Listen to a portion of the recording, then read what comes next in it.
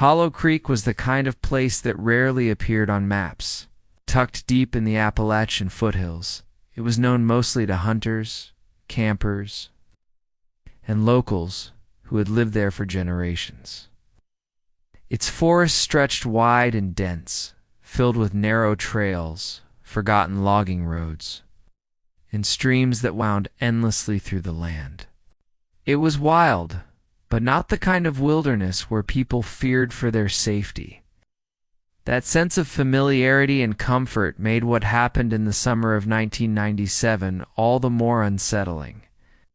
The story begins with the Peterson family, who decided to spend a weekend camping near Hollow Creek. It was early June, and the weather was perfect: warm days, cool nights, and skies so clear that stars seemed to spill endlessly overhead. The family consisted of Robert Peterson, his wife Karen, and their two children, Sarah and Daniel, aged 12 and 9. They were not inexperienced campers. Robert had grown up hiking these very woods, and he assured his family that he knew the land better than anyone. They pitched their tents near the water, built a fire, and settled into what was supposed to be a peaceful trip. On their second night, something unusual happened.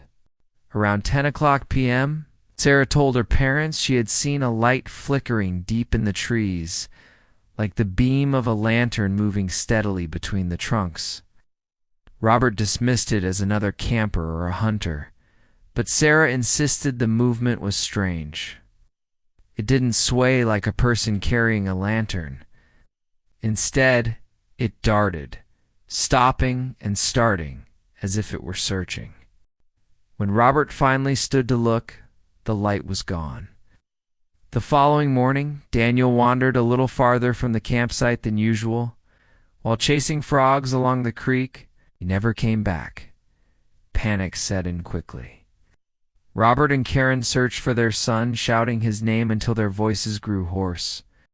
Hours later, when they could no longer deny something was terribly wrong, they hiked to the ranger station. Within hours, search parties were deployed. Dozens of volunteers combed the forest.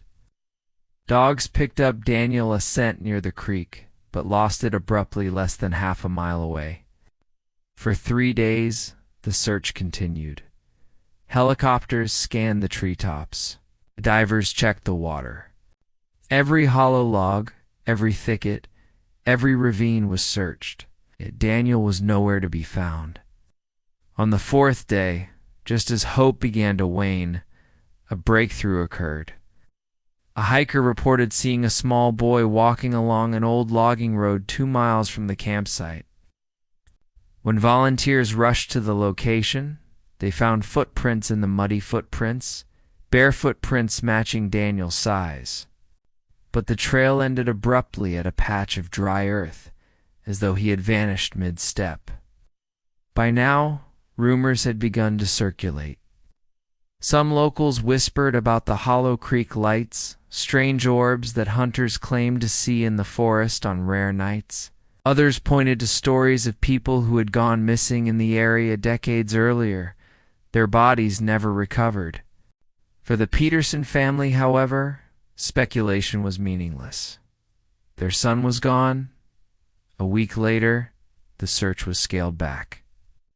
Officials called it one of the most exhaustive efforts ever conducted in the region, yet there were no answers. The Petersons returned home broken, carrying only Daniel's abandoned backpack, which had been found propped neatly against a tree a mile from the creek. Years passed. Daniel's disappearance became another entry in the long, grim record of unsolved cases. But then, nearly 10 years later, something happened that shocked everyone.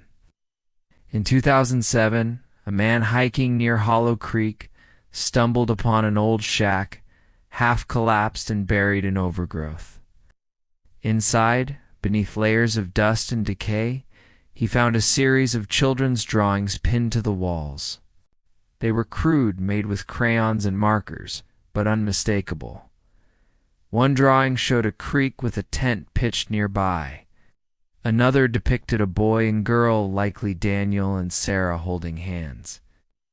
In the corner of every drawing was a strange figure, tall, faceless, with a round glow in place of a head. When investigators examined the shack, they confirmed that one of the drawings had Daniel's name scrawled across the bottom in a child's handwriting. But the paper was weathered, as though it had been there for years. The discovery reignited the case. Search teams scoured the area once again but found nothing else, no remains, no personal belongings, no signs of habitation. The shack itself appeared abandoned for decades. How Daniel's drawings ended up there remained a mystery. The most unsettling twist came later, when Sarah, now in her 20s, was shown the drawings.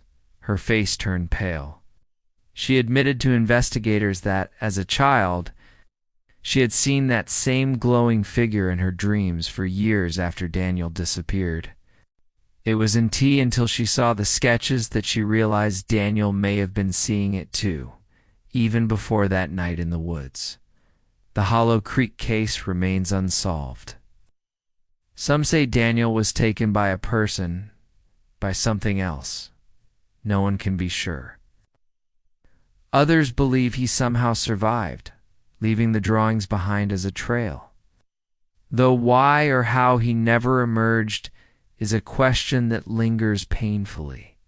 To this day, campers at Hollow Creek sometimes report strange flickering lights between the trees. Some dismiss it as fireflies or hunters with lanterns, but those who know the story of Daniel Peterson see it differently. They wonder if the lights are searching, the same way they did that June night in 1997, leading a small boy away from the safety of his family toward a fate that remains unknown.